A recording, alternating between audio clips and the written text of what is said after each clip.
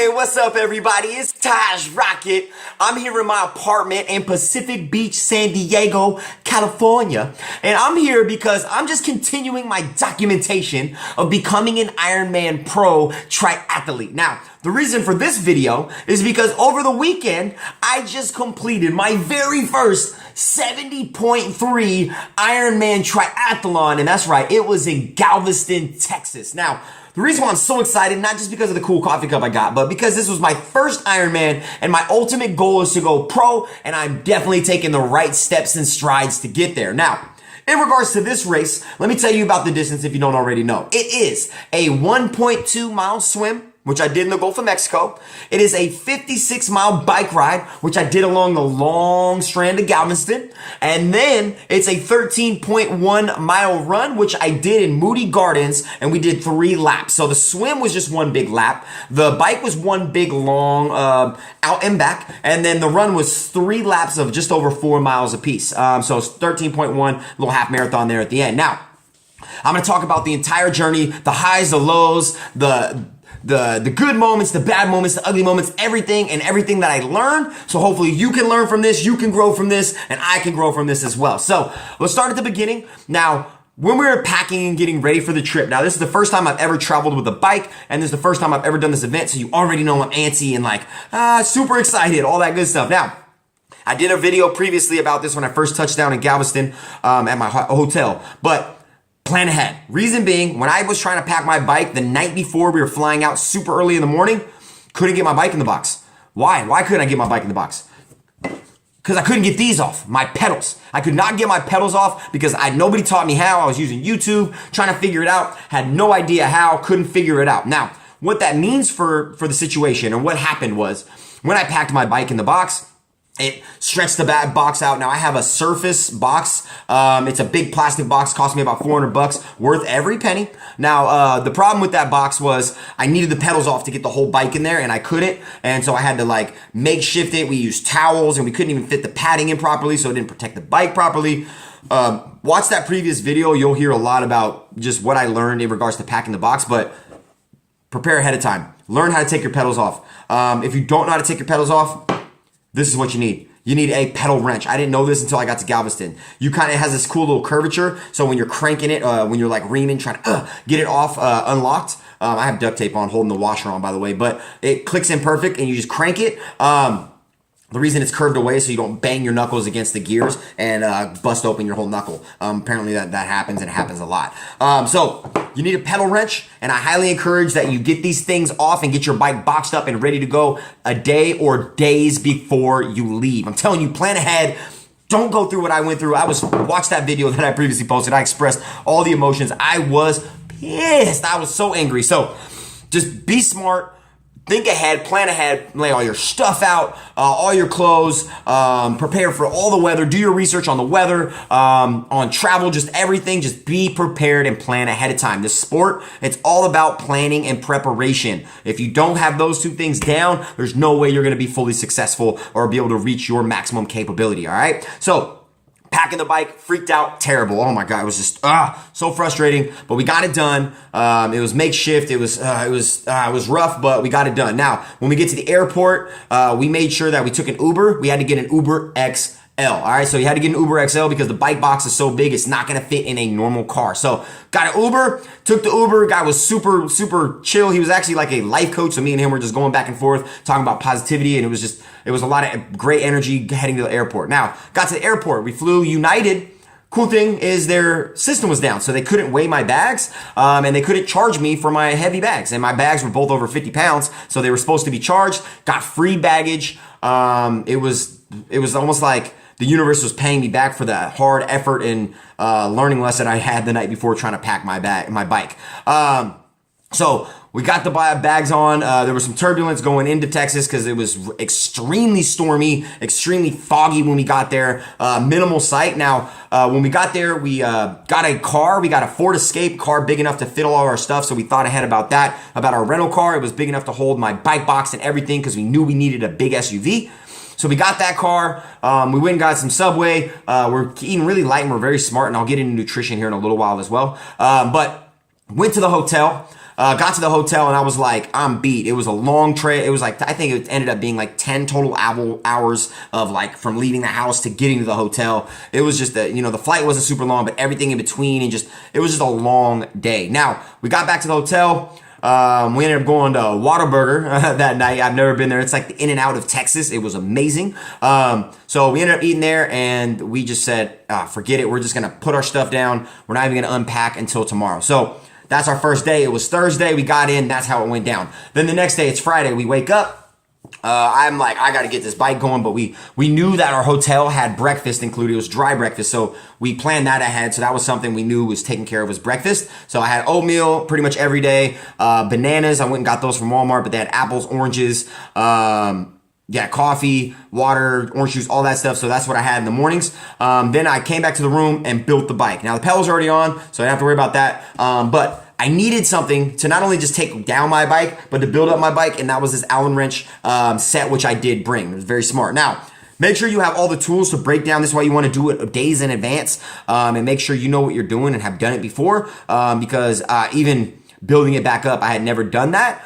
Thankfully, I was smart enough to, if you take your bike apart, if you've ever done it, when you take things apart, there's washers and pieces that will fly everywhere. Know what things are and where they go, or at least take pictures along the way, because I didn't do that, and I highly wish I did. I really wish I did, but it was just a great learning moment for just a document. Not only document journeys like this, but document things that you're doing. It's like IKEA having like an instructions manual. There's no instruction manual to this. You got to just figure it out on your own. I think the best way is to not only like be prepared ahead of time, talk to an expert, a professional, and do your research, but document, take pictures along the way just so you know. Now, when I built the bike, everything was good. A cool thing also, and this is something I learned from the bike guy. I think his name's the bike guy online. Piece of duct tape. I put this piece of duct tape under, pretty much where my bike, this is where my bike seat sits on the frame. Now, when I put the bike seat back on, I knew exactly where to stop and then to screw it in. So this saved my life. Also, on the back of this, I talked about this on the previous video, but this holds all the stuff that I need. Extra tubes, patch kit you see in there. This Allen wrench situation is also in there if I ever need to adjust anything on the ride. And then I have CO2 canisters, which are for filling up the tubes. Also on the back of this, what you can see, I have water bottle holders. These are carbon. They're pretty expensive. You don't need those, obviously, if you're starting off, but my goal is to be as fast as possible and be a professional and eventually win the World Championships in Kona, get that $600,000 prize purse, all that stuff. So these are things I'm doing ahead of time to make myself successful. Also, I brought bike lube, so I knew I needed to lube my chain. This rock and roll, this gold lube is fire. It's amazing. I wouldn't use anything else on my bike. I highly encourage you to invest in some of this as well. Also, I brought my bike computer. Now, this is the first computer I've ever had for a bike. It's an Edge 820. It's from Garmin. I freaking love Garmin products. They're amazing. What this came with, I got the bundle, but what this came with, a cadence and a speed sensor so you know how fast you're going and your pedal stroke and all that stuff. It is a game changer when you're out there on the bike. This one also came with a heart rate monitor, which I use during my training to know just what my threshold is and how much more I could have gave or how much more I can give in general. I didn't use this during the race. This is for training purposes because I can't use it in the water and I don't want to waste time in transition, blah, blah, blah. But I highly encourage, if you want the bike computer, I got the Edge 820. It's not the fanciest one, but it's pretty fancy. It's pretty nice. So I highly encourage you to do that. Now, I took my bike out on a test ride. Once I got it all built, everything was good. Lubed up the chain, retightened all the screws, repositioned my drop bars, make sure I was in that good aero position. Everything was comfortable, great. I set out. Now, I didn't know the bike course, but I kind of like knew an idea of it. Know where you're riding before you go. I'm telling you right now. Reason being, I went out 5 miles. I was like, I'm just gonna go on like a nice little 10-mile ride, get my speed up. I had some strong tailwind, so it was pushing me. My bike computer was telling me how fast I was going. I was going up to 30 plus miles an hour and holding strong, but I wasn't trying to output too much. So I went 5 plus miles out and then turned around and came back. And on the way back, it was construction. Now, the problem, and I did a video about this, I got into a freaking bike wreck and it was terrible. Now, it was terrible, but it was a gift because it didn't happen during the race. It happened in training, thank goodness. Now, I'm gonna tell you why. So what I did, I was riding through this, I got off the smooth paved road and they were repaving an area and I got onto that construction road and it was, and I had, what'd I have, Taj? Oh, I had a bike pump attached to the side of my bike. It was like this. Now, what happened was, and it loosened up my Velcro somehow, and it ended up twisting, not this piece is attached to the bike, but this whole thing twists. Boom, this extended. It got caught in the arm of my crank. My pedal stopped. Boom, it propelled, it flipped my bike. It threw me off the bike. The bike went flying. My shoes are clipped in. They got unclipped. everything went flying. I almost got hit by a car. Now, shouldn't have had this on the bike. Why? I already showed you. I already had CO2 canisters in the back of my my bag that I had on the back of my seat. So what happened when I crashed? I freaking busted my elbow. You see this nice little scab I got going? It's days now, but it's 2 days before the race, by the way. It's Friday. So I flipped. It's early in the morning, and cars honk at me. Nobody stops to check if I'm okay. It's probably because I got up. I mentioned this in the previous video, but got up. Obviously, you know, they were like, whatever, not worried about him. I got stuff to do. Understood. It's just how people are. But I ripped out my whole back, ripped my shirt open, ripped my drawers open. I ripped my whole thigh. Major road rash on the entire left side of my body. But luckily, nothing was broken. I hit my head, but wait. I had a helmet on, so I was being smart. Always bring your helmet. Always wear your helmet. If you're ever gonna ride, you never know what could happen. Moral of the story, don't attach a pump onto your bike. If you're gonna put it on the frame or whatever, that's fine, do you, but do not put it by your crank. That's not smart. This is the reason why. As you can see, it literally got caught. It's got like, it ripped the plastic open and stuff. So just think ahead. Use this video as an education tool. Don't let this happen to you. So, CO2 canisters. Also, I haven't had a flat yet riding my tri-bike, but I'm going to literally start teaching myself how to quickly fix a flat because I want to make sure that if it ever does happen in a race, that it does not affect my pace in the race. You know what I'm saying? So, just plan ahead, plan ahead. I think what I've learned most from this trip, plan ahead, prepare for the worst because it may happen and it is very likely that it could and that it will, and you should be ready for it. So, riding. Thankfully, my bike computer didn't get hurt. Nothing happened. I busted my elbow open. I was bleeding. We alcohol wipes, Band-Aids, the whole nine. Painful, but worth it. Didn't get infected.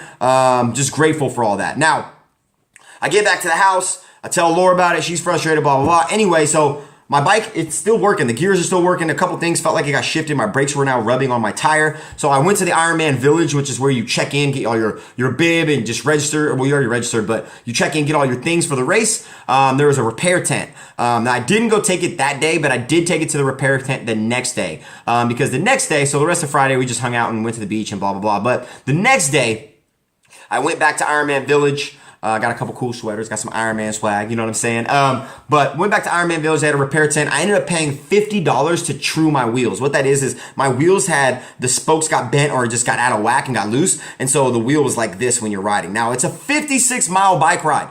That's a long time for your wheel to be rubbing against the brake pad. And that's what the lady said. She's like, I was like, is it worth it? She's like, well, I don't know. You tell me. Like, you know, you're riding, you're going to go 27 plus miles out and then back. And do you want your brake to be slowing you down on top of the headwind that's going to be hitting you? And I'm like, oh, no, because the headwind out there was strong. And we were like literally on a big strip of land where we're getting hit from wind from both sides. And it slows you down. So $50, they trued my wheels. They checked everything. I told her my gears were good, but they just take a look at them. They said it was great.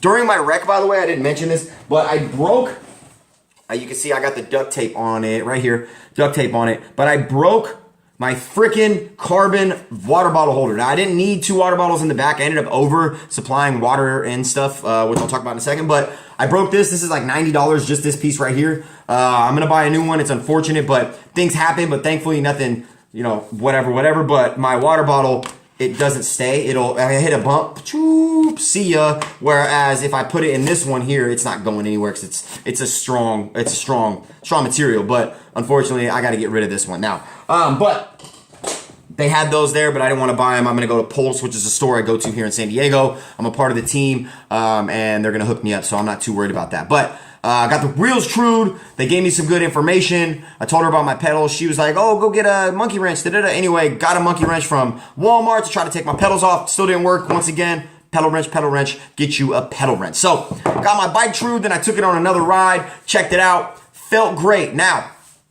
later that day, you had to check your bike in the day before. So, it's Saturday. And I just got my bike looked at, and then I took it for a ride on the run course, checked it out. It felt great. Now, you had to check your bike in from 1 to 5 on Saturday. This is the first time I've ever had to check my bike in the day before a race. Now, My bike is worth over $3,000 now. It's the most money I've ever put into a bicycle ever, and it's only going to get more expensive because I'm going to continue to add strong, fast components. I already got a bigger gear than the one that came with it because I'm strong in the legs and I'm getting faster and I can hold my speeds longer. But I'm going to end up getting an even bigger one because I'm getting even faster, and I need to be able to compete and keep up with these pro guys because I'm going to be a pro guy. Now, check your bike in the day before. It's nerve-wracking when you have something that's worth that much money that you're leaving there overnight. But what I've learned about this sport is you have to have trust. You have to trust the process and trust the people that are involved in the sport, and just know that everything's going to be okay. Because if you are sitting there stressing, worrying about things that you can't control, it's only going to affect your day and your performance, your sleep, and you need that, all those things under the sun. So be smart and just trust the process. So I racked the bike up. I took pictures of it. Once again, document. Take pictures of things. If you're curious or if you're like, I don't know, take pictures. Just have visual proof. Just like when I'm in the hotel and they come and clean my room, I make sure I bag everything up and I take pictures just in case, because Laura's had necklaces and jewelry stolen, and take pictures.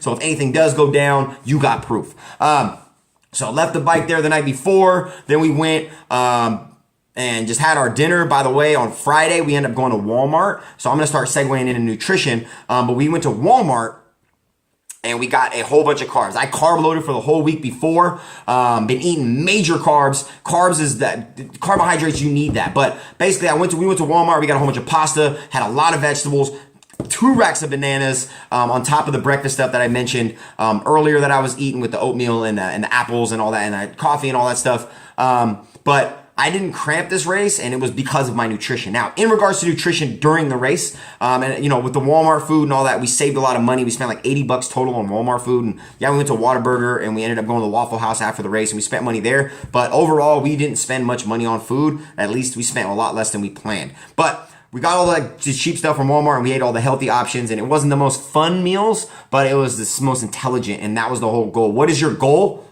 Plan, eat, prepare for your goal. Don't eat as if you want to have the most fun. That's not always the goal, right? Unless your goal is to have fun, then do you. But if you want to be a professional Ironman like I do, you got to sacrifice flavor for performance sometimes. So it is what it is. But in regards to game time or cycle time or competition time nutrition, Carbo Pro. I'm now drinking my nutrition. So we've all probably seen those gels that you suck, and they hurt my stomach after a couple.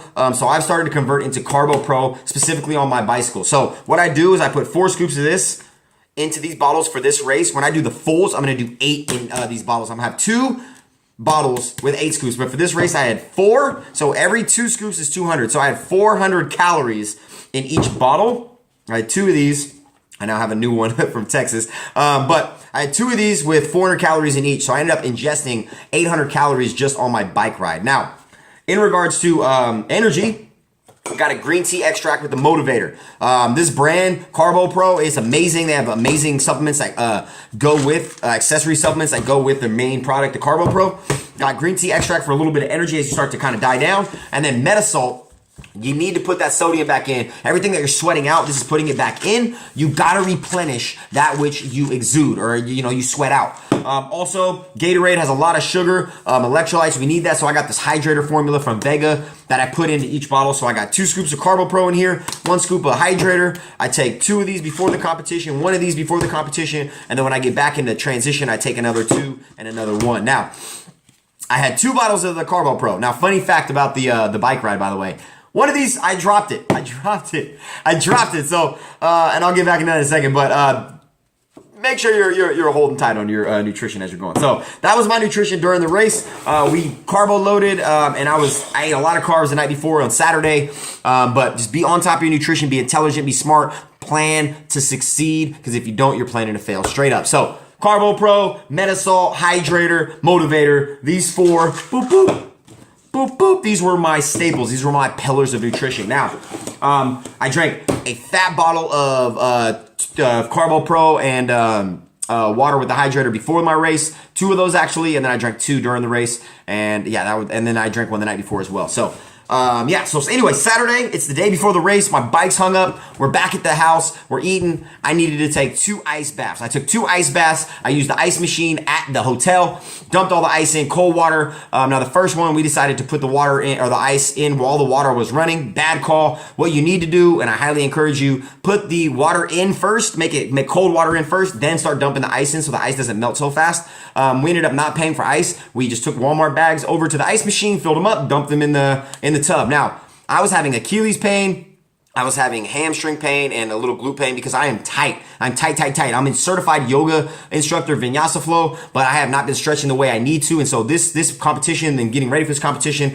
it was a straight up, it reminded me how much I needed to stretch. Now, I was having meniscus pain. I thought I tore my meniscus. And then I realized once I bought my Vivo Bear shoes, by the way, quick little advertisement. Love Vivo Bear, barefoot. It's as close to being barefoot as possible. It's a minimalist shoe. This has started to restore the original form of my foot. My toes are starting to splay out. I'm getting mobility back in my toes. I'm trying to get to the point where I can move my toes like this, like my fingers. I'm not there yet. But since I got those shoes, I've become more mobile. I've become less tight. I'm able to stretch further. I just feel better. It's painful at first to get your feet used to it, but it's long-term worth it. So stretch, mobilize. I brought a softball, a massage stick, and I also brought a golf ball, and I was rolling out constantly. And my meniscus pain, I literally didn't have any knee pain. I had minimal knee pain on the bike. It was more just like an irritation.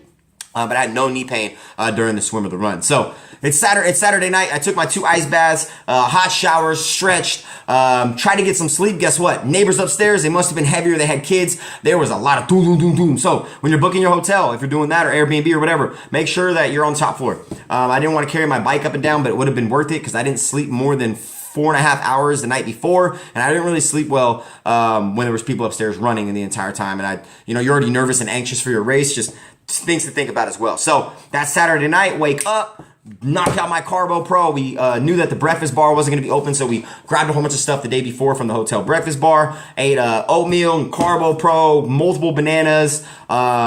Checked in, got my body marking, got my stuff put down, repumped up my tires. Always repump your tires the race day or before you're using them. 105 PSI in the front and about 110 in the back. One girl overpumped them when she was traveling, and one popped literally the morning of the race. And I don't know how the rest of her day went, but just think about things like that.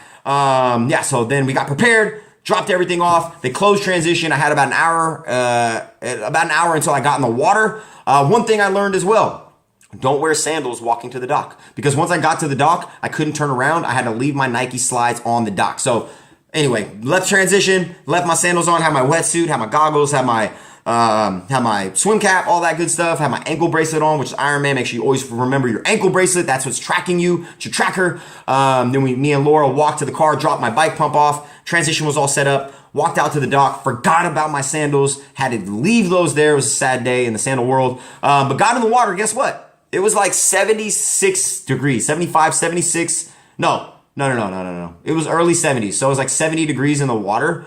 It was warm. Everybody's like, it's cold. I'm like, man, swimming in San Diego, it is way colder in San Diego water. So, that was cool. We jumped in. I had to pee super bad. Guess what? Peed in my wetsuit when I got in the water. This one guy was like, anybody else pee in their wetsuit? And everybody's like, hey! We like all peed in our wetsuit. It is what it is. You're in the water. You're going to be working out for I worked out for over 5 hours straight. So, and that was the only time I peed until after the race. So I got it out. So anyway, we started as a floating start, and then they tweet and they blew off this cannon, then we go. I went 30 minutes after the very, very first wave of pros went, but I was in my age bracket. Now, my age bracket is 30 to 34, even though I'm 29, because in the triathlon world, you are the age that you turn that year. So I'm 29, but I turned 30 at the end of this year, so I'm racing against the 30 to 34. Now, the most competitive brackets are between 30 to 45, that's where the highest competition. I noticed that the 35 to 40-year-olds were the fastest dudes out there, as far as I was concerned,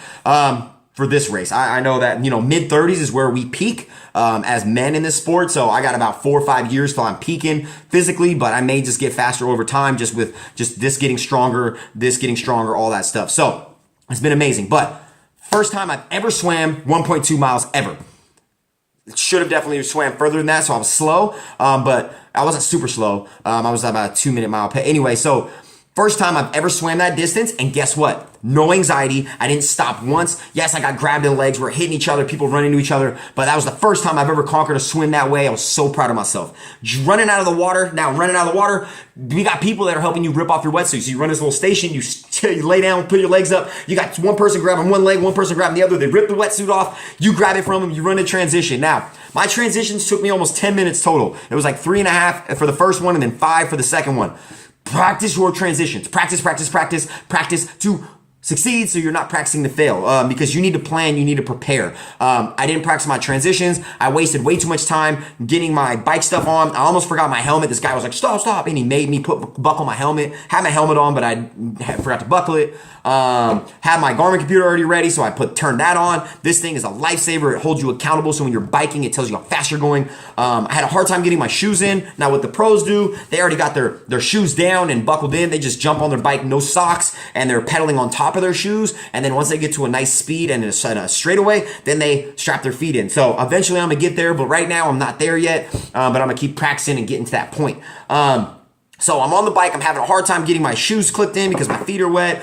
You got to clip the bottom of your shoe into the bottom. I was having issues. People were flying. There was people everywhere. One lady went down. It was crazy. But anyway, I got on the bike. You get going. Boom, boom. We had a mile of curves, and then boom, it's a straightaway for 26 plus miles, just straight. And the wind was crazy. Thank God I brought my hydration. But about 15 miles out, I was taking a sip of my first bottle of Carbo Pro, had about this much left in it, about a third, and my hands are wet from the sweat and the water from the mist from the ocean, and I watch it drop. Now, if I would have had a ref see me, that would have been a 30-second time penalty. They have penalties. They have yellow cards and blue cards. I would have got a penalty for littering, technically, but nobody saw me, thankfully. But lost my nutrition. Thank God I had plenty, and I planned for extra, but I had 2 bottles of that, so I had another bottle, which I drank accordingly. I probably should have drank it more frequent. I took big drinks, which is harder to digest. I should have just been drinking it more.